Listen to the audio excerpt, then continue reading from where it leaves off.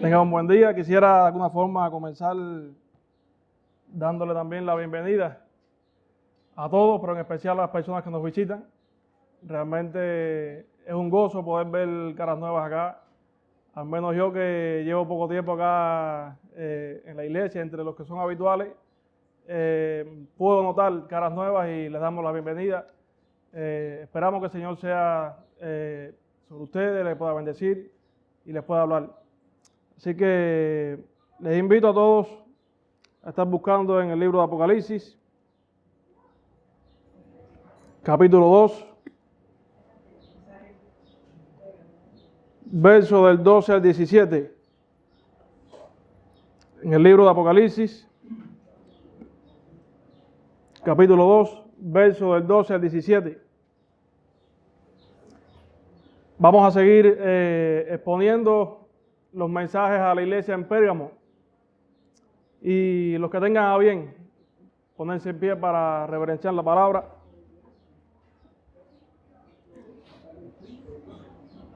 Amén. Dice la palabra: y escribe al ángel en la iglesia en Pérgamo, el que tiene la espada aguda de 2 filos, dice esto: yo conozco tus obras y donde moras, donde está el trono de Satanás. Pero retienes mi nombre, no has negado mi fe, ni aun en los días en que Antipas, mi testigo fiel, fue muerto entre vosotros, donde mora Satanás. Pero tengo unas pocas cosas contra ti, que tienes ahí a los que retienen las doctrinas de Balaam, que enseñaba a Balac a poner tropiezo contra los hijos de Israel, a comer de cosas sacrificadas a ídolos y a cometer fornicación. Y también tienes a los que retienen la doctrina de los nicolaitas, la que yo aborrezco. Por tanto, arrepiéntete, pues si no, vendré a ti pronto y pelearé contra ellos con la espada de mi boca. El que tiene oído, oiga lo que el Espíritu dice a las iglesias. Al que venciere, daré a comer del maná escondido y le daré una piedrecita blanca, y en la piedrecita blanca he escrito un nombre nuevo, el cual ninguno conoce, sino aquel que lo recibe. Amén. Se puede sentar.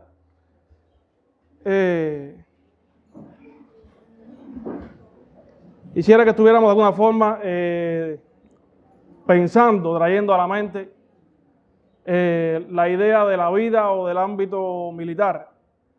Creo que para los varones que estamos acá, los que hayamos pasado el servicio militar, nos pueden hacer quizás recurrentes algunas ideas. Y usted sabe que en la vida militar, por lo menos, las palabras rectitud, uniformidad, exigencia, de alguna forma están a la flor, y puede que cuando algún grupo de personas se escoja para una misión en específico, lo que conocemos, lo que hayamos estudiado o algo así, esta parte, lógicamente quien da la orden, quien escoge a las personas para una misión, sabe que ese grupo de personas están capacitados físicas, mentalmente, y de alguna forma tienen todas las condiciones para cumplir la misión. Para dicha misión, las personas lógicamente tienen que recibir una información y guardarla. No puede ser que usted o que el grupo de militares que esté en una misión, a mitad de la misión, diga, bueno, ¿y qué es lo que veníamos a hacer nosotros? No, realmente tienen que tener guardada la información de alguna forma, saberla a lo que van, para no perder el objetivo. Pero puede suceder, y ha sucedido, uno puede de alguna forma ver la historia incluso de nuestra lucha por la independencia, por así decirlo, quizás en otras historias pueden hacerse recurrentes, que muchas veces pueden surgir algunos problemas o algunos obstáculos en medio de la misión. Vamos a citar específicamente algunas indisciplinas de cualquier índole. Y de alguna forma las personas que siempre ponen al frente de la misión, porque no solamente se escoge al grupo, sino que siempre de alguna forma dentro de ese grupo va un líder. Y algunos dentro de los que están encargados de guardar la información, de retener la información, de guiar al grupo hacia lo que van, deben tomar acción cuando surgen algunas de las indisciplinas. Y puede notar usted o puede haber estudiado que en muchas ocasiones hubieron batallas, hubieron quizás algunas contiendas perdidas por causa de las indisciplinas que pueden haber dentro de los grupos. O sea que si no se toman medidas cuando deben ser tomadas en el momento y se permiten las indisciplinas, se deja correr el tiempo, pasan cosas y puede ser muy probable que la misión pueda ser fallada. ¿En qué puede incurrir esto? En que, bueno, muchas veces puede ser en que el enemigo capture y dé muerte a los de la misión. Pero puede ser que si por X motivo se salvan, van a ser juzgados de alguna forma por los que le dieron la misión, que les entendieron que tenían todas las condiciones, que podían hacerla y sin embargo no la cumplieron. De la misma forma, de cierta forma, nosotros como iglesia, o a nosotros como iglesia, se nos ha dado una misión. Se nos ha dado una misión que podemos cumplir, pero sobre todo dentro de esa misión se nos ha dado una información, y es la palabra del Señor. Y muchos de alguna forma de los líderes que el Señor pone para guiar a su iglesia deben conocer, deben guardar y deben saber utilizar la información. Y también, como en una misión militar, no estamos exentos de que puedan surgir indisciplinas. En la misión militar no le cité específicamente indisciplina porque pudiéramos citar muchas, pero específicamente dentro de la iglesia pueden surgir algunas que la palabra incluso deja establecidas como prohibiciones. Llamámoslas a esto la idolatría o la fornicación espiritual. Y yo sé que de alguna forma la IBAS o la Iglesia Bautista Antorcha de Salvación quiere agradar, quiere servir al Señor y sobre todo cumplir la misión. Yo creo que, no sé usted, pero yo quisiera cumplir la misión cabalmente que el Señor me ha encomendado. Por tanto, mis hermanos, si somos una iglesia que guardamos la fe, debemos arrepentirnos de permitir la idolatría y fornicación espiritual en medio nuestro. Guardar la palabra, guardar la información, esta que tenemos acá, es sinónimo de guardar la fe. Por tanto, si somos una iglesia que guardamos la fe, debemos arrepentirnos de permitir idolatría y fornicación espiritual en medio nuestro. Y para ello, bueno, pues vamos a dividir de alguna forma el pasaje o la porción en los primeros dos versos, 12 al 13. Vamos a ver ahí la iglesia o una iglesia que guarda la fe, y del 14 al 17 el trato que la iglesia da al pecado, específicamente a la idolatría o la fornicación espiritual. Comienza diciendo la palabra: escribe al ángel de la iglesia en Pérgamo, el que tiene la espada aguda de dos filos, dice esto.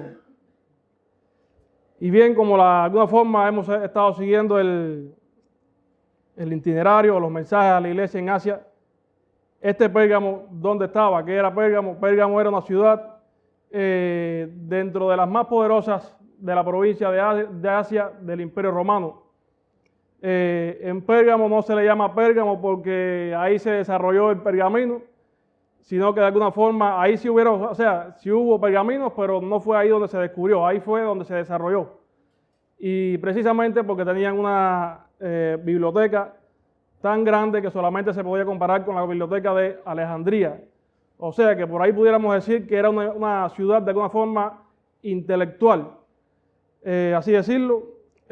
También en esta ciudad habían mucha idolatría. De hecho, habían esculturas y templos dedicados a dioses paganos. Pudiéramos mencionar a Zeus, Atenea, Dioniso y Asclepios o Esculapio, dios de la medicina o la curación. Creo que Zeus más o menos se nos hace muy conocido, pero este Asclepios o Esculapio, dios de la medicina o de la curación, a algunas de las personas que están aquí se les va a hacer familiar algunas cosas. En este lugar no solamente se practicaba la búsqueda de la sanidad por ritos mitológicos, sino también la medicina tradicional que hasta ese momento se conocía. Y también ahí se hizo famoso un médico llamado Galeno, de ahí el sobrenombre de galenos a los que practican esta rama de la medicina o la medicina en general. También en este lugar, lamentablemente, vemos intelectualismo, vemos incluso dentro de la medicina, Pero también en este lugar, desde el año 29 a.C., existió el primer templo y se instauró el culto al emperador romano. Ya fuera muerto o fuera vivo, en este lugar había un templo también para adorar al emperador romano. Y dígame usted, cuando usted se pone a mirar todo ese panorama, idolatría y de todo un poco de, pudiéramos decir, ocultismo, porque ese es misticismo, esos ritos de alguna forma para buscar la sanidad, era ocultismo prácticamente. Y en medio de esto estaba esta iglesia, dice la palabra: el que tiene la espada de dos filos, este es el Señor. Dice esto: yo conozco tus obras y donde moras, donde está el trono de Satanás, pero retienes mi nombre, no has negado mi fe, ni aun en los días en que Antipas, mi testigo fiel, fue muerto entre vosotros, donde mora Satanás. Llama la atención que comienza diciendo: yo conozco tus obras y donde moras, dice, donde está el trono de Satanás, y cierra también diciendo: donde mora Satanás. O sea que de alguna forma el Señor les está haciendo ver a la iglesia: yo conozco tus obras. Así mismo le dice a cada una de las iglesias: yo conozco tus obras, pero a esta le dice: y sé también dónde estás. O sea, en medio de qué sociedad estás. Y aún así retienen su nombre, guardan la fe. O sea que, como le decía, es sinónimo de guardar la fe. Y el Señor les está reconociendo esto. Y a nosotros, sobre todo acá en Cuba, o a cualquier persona en el mundo, usted puede traer a la mente lugares, ciudades donde la maldad, la idolatría, la fornicación, la prostitución son comunes. Y el Señor de alguna forma no estaba diciendo como que ahí literalmente estaba el trono de Satanás, o que Satanás estuviera sentado en algún lugar ahí, sino que era tanta la maldad, era tanto el mal ambiente en medio del cual estaba esta iglesia, que él de alguna forma, para expresarlo y subirle, como dice el tono, les decía: es como si fuera el trono de Satanás, como si Satanás mismo estuviera en ese lugar. Y usted mismo acá, los que son de Santi Espíritu, quizás puedan traer a la mente algunos barrios, los que le llamamos barrios marginales, y a veces los vemos como que lugares quizás tenebrosos, lugares donde no quisiéramos llegar. Vemos violencia, vemos prostitución, vemos de alguna forma idolatría, vemos un mal ambiente que tal pareciera que realmente también Satanás está ahí, como si fuera el trono de Satanás. No sé los de acá, los de Santi Espíritu, yo apenas llevo 3 meses acá, ya me han contado más o menos, pero los que somos de Villa Clara podremos recordar y podremos de alguna forma tener específicamente un lugar en Santa Clara. Así David de La Habana podrá tener algunos lugares que incluso yo hace unos días estábamos conversando, y lugares en los que yo tuve que trabajar, y realmente el mal ambiente que se vive, que se ve en esos lugares, tal pareciera que Satanás estuviera entronado en ese lugar. De hecho, creo que de alguna forma también hay una ciudad en Estados Unidos muy conocida, Las Vegas, que se le dice la ciudad del pecado. O sea, todo lo que se ve, todo lo que se ofrece ahí. Pero creo que nosotros acá en Cuba no estamos tampoco muy lejos ni muy exentos de eso. Y podemos identificar estos lugares. También de alguna forma dentro de nuestra sociedad, y creo que esto también es mundial, vemos una agenda, vemos como que un entorno que nos quiere imponer un estilo de vida que sabemos que es contrario a Dios, que es contrario a la palabra del Señor. Y pudiéramos citar, por así decirlo, las agendas LGBTQ, y póngale el abecedario hasta el final, la agenda 2030 conocida, o sea, de alguna forma enfocadas a destruir lo que es la familia, a destruir lo que es todo lo que se ha crecido como civilización, digamos, de alguna forma. Yo siempre digo que todas estas cosas, este supuesto progresismo, lo que veo que ha traído ha sido involución de la mente humana, porque usted ve y todo eso promueven personas que hace un tiempo atrás se mandaba para el psicólogo, y hoy ve una persona que se autodomina, que es un perro, que es una araña, y no, está bien, hay que respetarle su identidad. O sea, le están quitando los trabajos a los psicólogos. de alguna forma, si hay algún psicólogo aquí, dentro de poco se queda sin trabajo. Es lamentable, uno le parece cosas que nos da risa. A veces, de hecho, uno ve eso y pudiera ver algo risueño, pero es alarmante cuando uno ve que lejos de, como dijéramos, ha evolucionado, ha desarrollado la mente humana, hay aspectos en lo que vemos que yo creo que va para atrás. También, y bueno, se nos hace muy contextual los que ven las novelas acá en nuestro país, o lo que vemos lo que ven la televisión. No tenemos mi madre y yo no tenemos la televisión, gracias al Señor, pero en las pocas oportunidades que he podido verlo, veo que temas como homosexualismo, prostitución, idolatría, adulterio, fornicación, todo eso es el pan común de las novelas. Y hasta hace poco creo que vi una escena, en lo poco que veo, una escena de eutanasia, una persona que quería prácticamente que la mataran. Es terrible todo ese bombardeo que vemos, y el Señor conoce así como la iglesia de Pérgamo, que estamos en medio de un ambiente hostil como creyentes, un ambiente que nos quiere imponer un estilo de vida, como les decía, contrario a la palabra del Señor. Hermanos, también pudiéramos ver de alguna forma que en los últimos, incluso en el ámbito eclesial, en los últimos 20 o 30 años, ahorita el pastor David comentaba en los cantos que desde Martín Lutero, desde que salió de alguna forma la Reforma y mucho antes, habían estado surgiendo movimientos contrarios a la palabra, pero yo creo que en los últimos 20 o 30 años, cuando usted se pone a analizar, han surgido una cantidad de movimientos que dicen ser del pueblo de Dios, pero no guardan la palabra de Dios, no estudian la palabra del Señor, no visten de alguna forma decorosamente. Lo que vemos de alguna forma en lo que pudiéramos decirle templo, prácticamente son circos, prácticamente son teatros de entretenimiento, y esto realmente el Señor conoce que también estamos enfrentando todo eso. Pudiéramos decir que no tenemos la persecución física como tal, pero en cuanto a cultura, creo que se cae de alguna forma, como decimos en buen cubano, se cae de la mata, que estamos siendo perseguidos. Pero bueno, no pudiéramos tampoco descartar que físicamente en algún momento nuestras vidas puedan ser perseguidas por causa de la fe, por causa del Evangelio.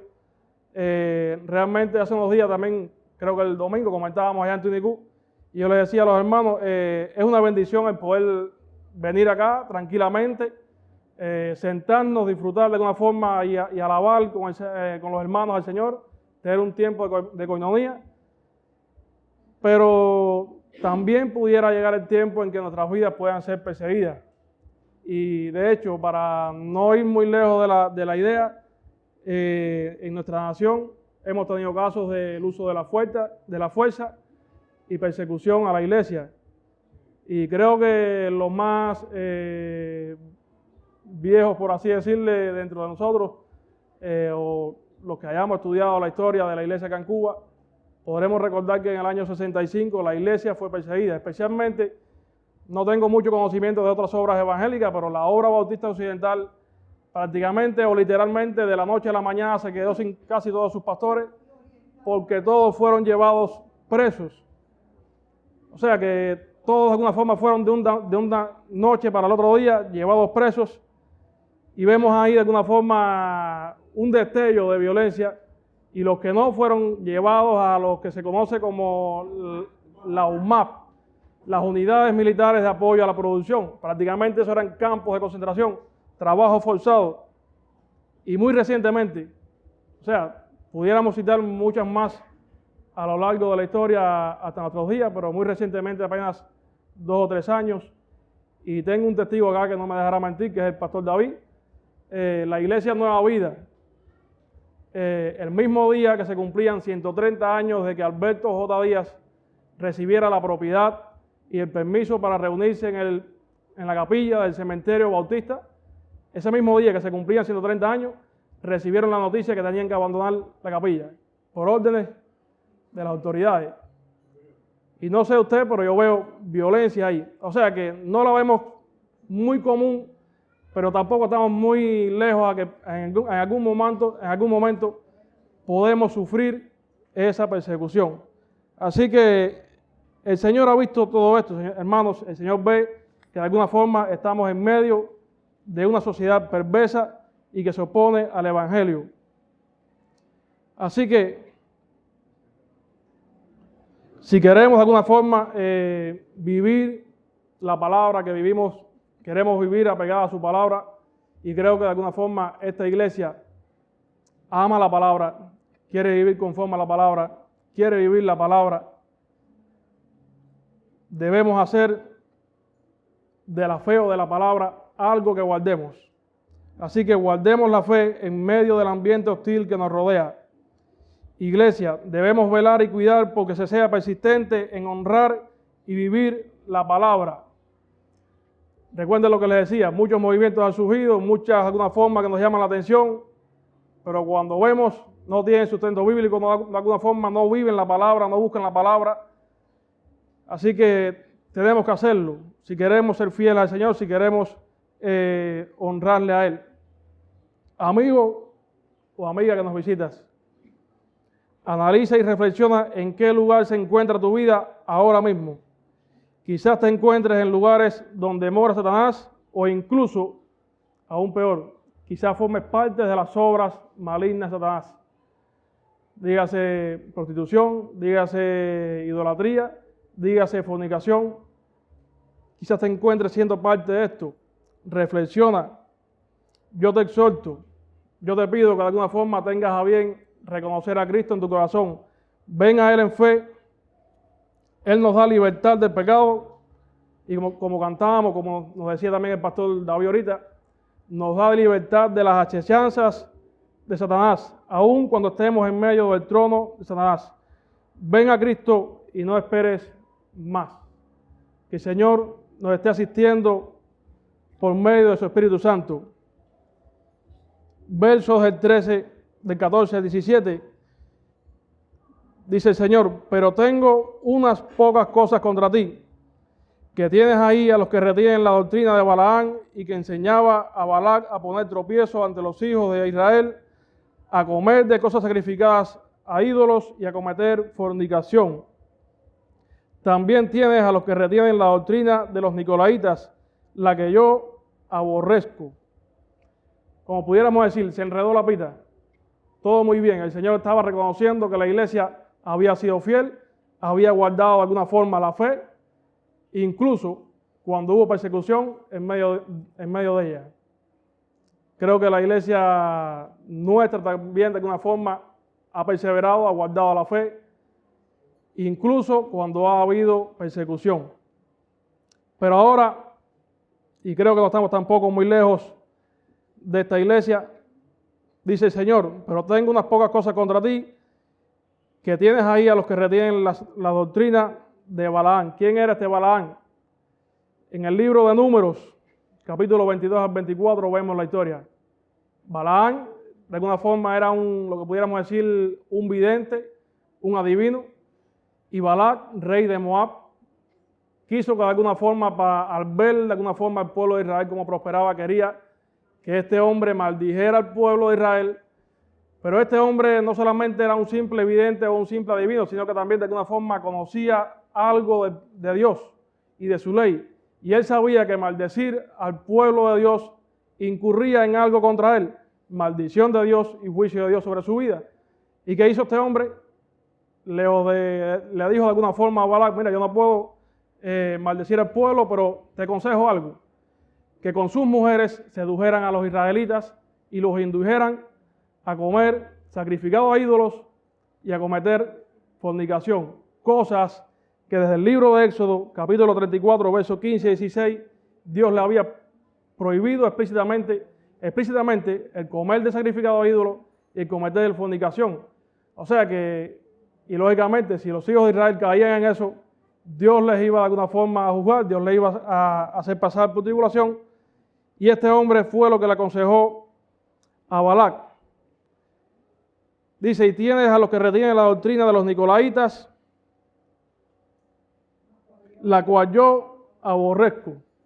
¿Se recuerdan el pasaje, o sea, este mismo capítulo, verso 1 al verso 7, el mensaje a la iglesia de Éfeso?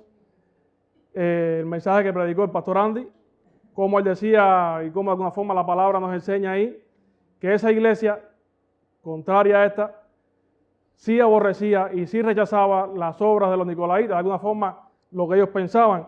¿Qué pensaban esta gente?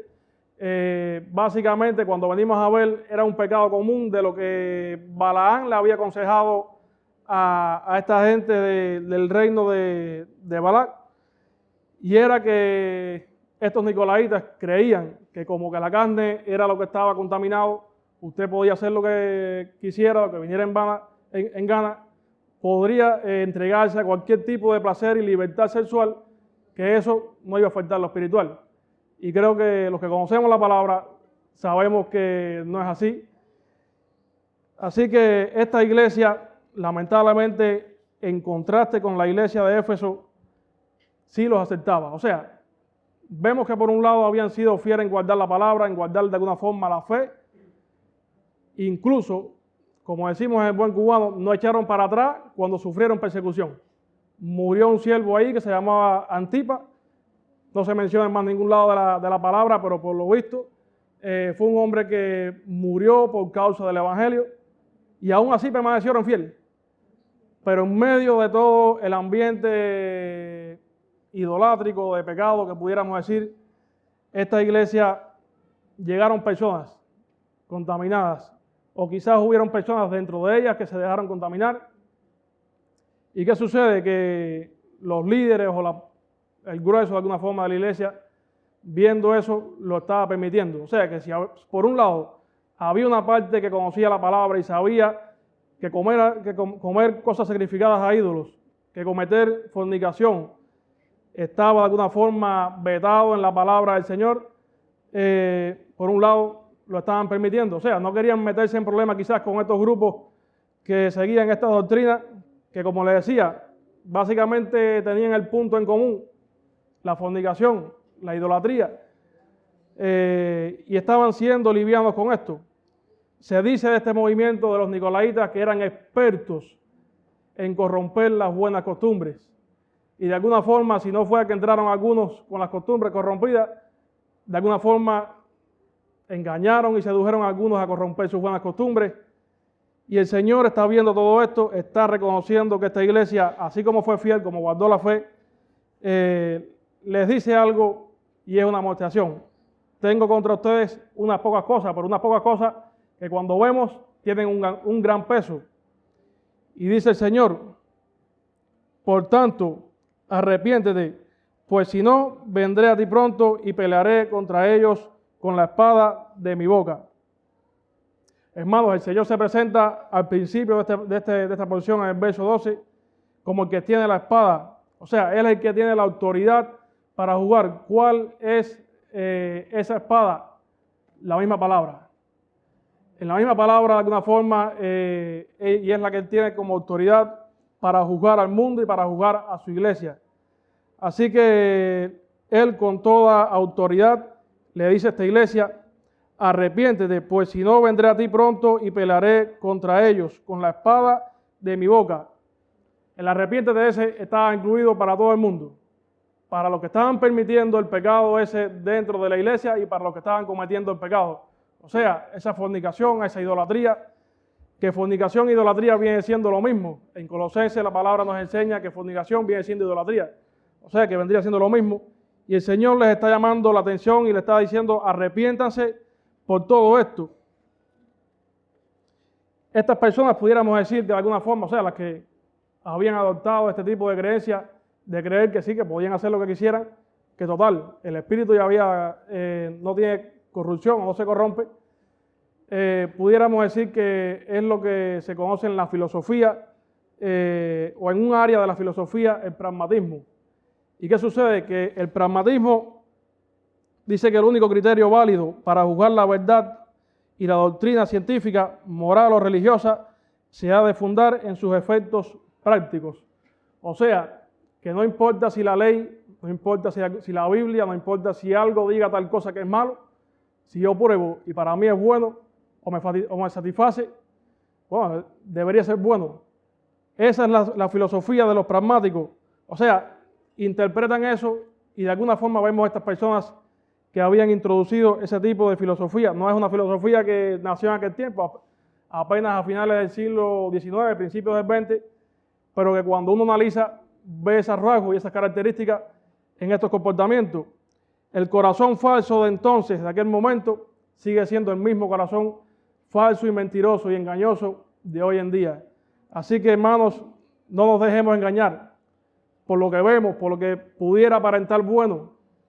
Escuchemos, meditemos, leemos o leamos y guardemos la palabra del Señor. Ahí tenemos toda la instrucción, tenemos todo lo que necesitamos para conocer la voluntad y cómo debemos dirigirnos como creyentes. El hombre y la mujer de fe, en contraproducente o en contrario al pragmático, juzga la mente y la voluntad de Dios por lo que está revelado en su palabra. El hombre que es guiado de alguna forma por la palabra y que ha sido salvado, que ha sido de alguna forma encontrado por el Señor, juzga la voluntad del Señor por su palabra. No es por lo que yo quisiéramos darle a la carne rienda suelta, pero cuando entendemos, cuando vemos la palabra de Dios, cuando vemos su voluntad, su carácter, entendemos que muchas cosas que a nosotros nos parecieran buenas son malas. Y de alguna forma el que es salvado va a buscar agradar al Señor, pero incluso va a encontrar paz y va a encontrar deleite haciendo la voluntad del Señor y poniendo por obra su palabra. En contraste, el pragmático lo interpreta de otra manera. Ellos dicen, si tienen buenas experiencias, un gran cúmulo de descargas emocionales, todo va bien, me siento bien, me fui con una emoción y lloré a más no poder, interpretan como que eso sí, de alguna forma es la palabra del Señor, o de alguna forma ahí sí está la presencia del Señor. Y no estamos diciendo que de alguna forma usted no pueda ser confrontado por el Señor, no puede de alguna forma hacer un día sentirse emocionado cuando usted entiende, cuando usted encuentra o el Señor le encuentra con su palabra. Es lógico que puedan salir en algún momento lágrimas de arrepentimiento, lágrimas de alguna forma de alabanza al Señor por haber llegado a su vida. Pero no podemos tener como estándar que si no hay una descarga emocional, muchos gritos, mucho llanto, mucho alboroto, pues el Señor no está ahí. No es así. El pragmático lo ve de esa forma. Dicen también, el Señor, si prosperan, si tienen grandes congregaciones, si prosperan socialmente, si se multiplican las diversiones, si logran desarrollar actividades que mantengan a la feligresía contenta, es que la providencia divina está con ellos. Y lamentablemente usted puede ver iglesias pequeñas y fieles al Señor.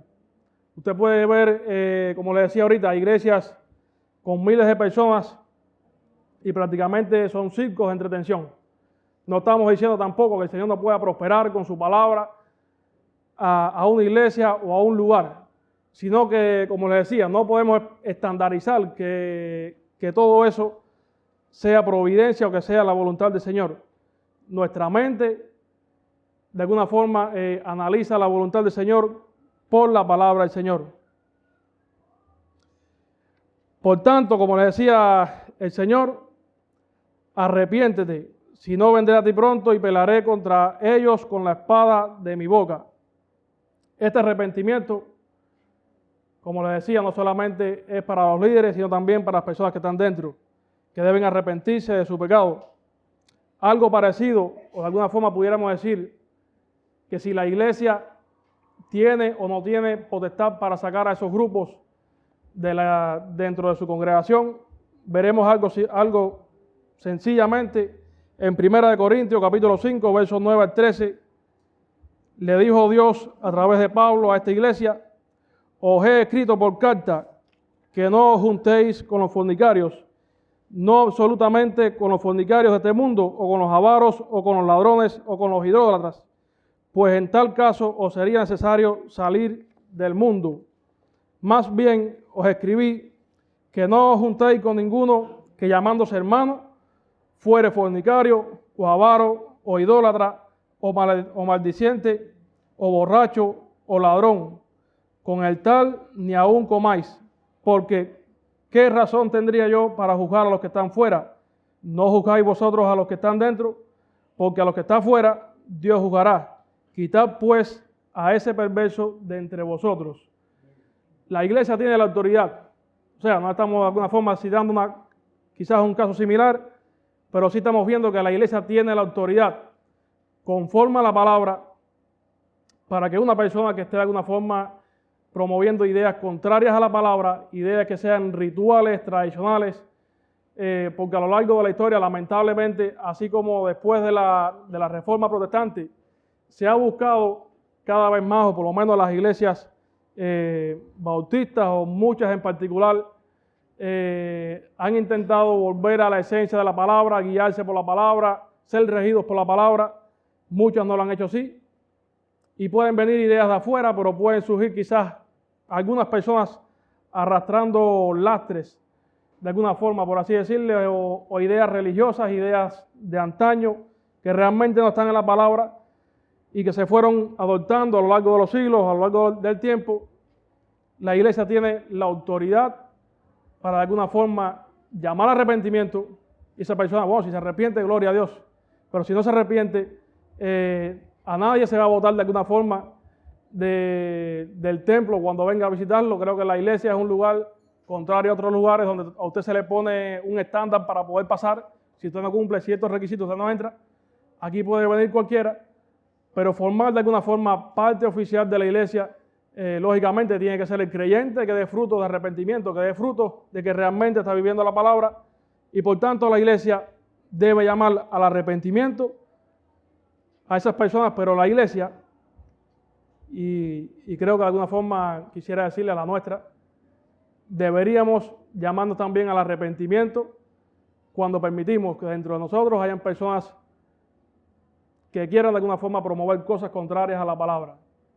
Sé que es difícil, sé que a veces uno no quiere, como les decía, buscarse enemistades, pero la palabra y el Señor, así como le decía a la iglesia de Pérgamo, arrepiéntete, o sea que era lo mismo que ellos se arrepintieran, pero o si no, que sacaran a los que estaban en medio de ellos, nosotros debemos hacer lo mismo. Y gracias al Señor, nuestra iglesia, podemos decir así, es una iglesia que cuando comparamos con otras, no estamos para compararnos, pero vemos que es fiel a la palabra y que intenta de alguna forma vivir apegado a la palabra, pero siempre hay cosas que debemos limar, y creo que el Señor nos llama a limar las asperezas, a limar las cosas que nos puedan quedarnos y pegarnos cada día más a su palabra. ¿Y qué sucede? Que Él les está diciendo que se arrepientan, y si no, vendría a Él. O sea, tomen parte ustedes entre ustedes resuelvan el problema. Si no, voy yo a resolver el problema. Y ahí pudiéramos decir que el problema mayor no sería de los líderes con las personas que estén promoviendo ideas contraproducentes, o el problema no sería mayor ahí entre ellos, sino que el Señor, o sea, el problema mayor sería si el Señor tiene que tomar carta en el asunto. El Señor permita, hermanos, que podamos de alguna forma querer honrar y querer reverenciar la palabra y ser fieles a Él y ser fieles a su palabra. Hermanos, por tanto, debemos arrepentirnos de los ritos o tradiciones que no honran la palabra de Dios. Debemos sacar de entre nosotros todo pragmatismo, todo aquello que no tiene ningún sustento bíblico.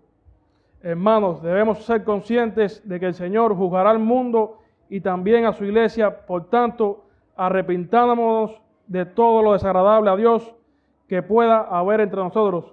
Si somos una iglesia que guardamos la fe, arrepintámonos de permitir idolatría y fornicación espiritual en medio nuestro. Y recuerde, la idolatría o la fornicación espiritual, todo aquello que desvía nuestra atención del Señor, todo aquello que se convierte en nuestro centro de atención, que no sea el Señor y su palabra, viene siendo lo mismo que idolatría o fornicación espiritual.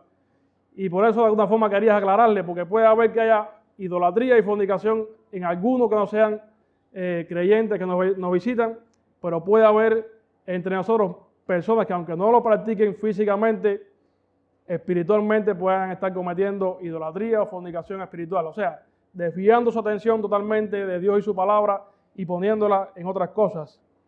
Que el Señor nos ayude. Termina el Señor diciendo en el verso 17 una promesa a esta iglesia. El que tiene oído, Oiga lo que el Espíritu dice a las iglesias. Al que venciere daré a comer del maná escondido y le daré una piedrecita blanca y en la piedrecita escrito un nombre nuevo, el cual ninguno conoce sino aquel que lo recibe. Y es tremendo como de alguna forma el Señor, luego de haberle reconocido lo que estaban haciendo bien, les llama la atención, les llama de alguna forma a cuenta lo que había mal dentro de ellos, lo que estaban permitiendo, en lo que estaban siendo suaves. Pudiéramos decir que en un contraste con la iglesia de Éfeso, que eran aborrecían a los nicolaitas y les faltaba quizá amor, esta gente pudiéramos decir que eran todo amor y permitían a esta gente entre ellos. Y quizás pudiéramos ver amor y firmeza en ellos, pero faltaba carácter. Faltaba carácter para de alguna forma llamar al arrepentimiento y poner la palabra por obra.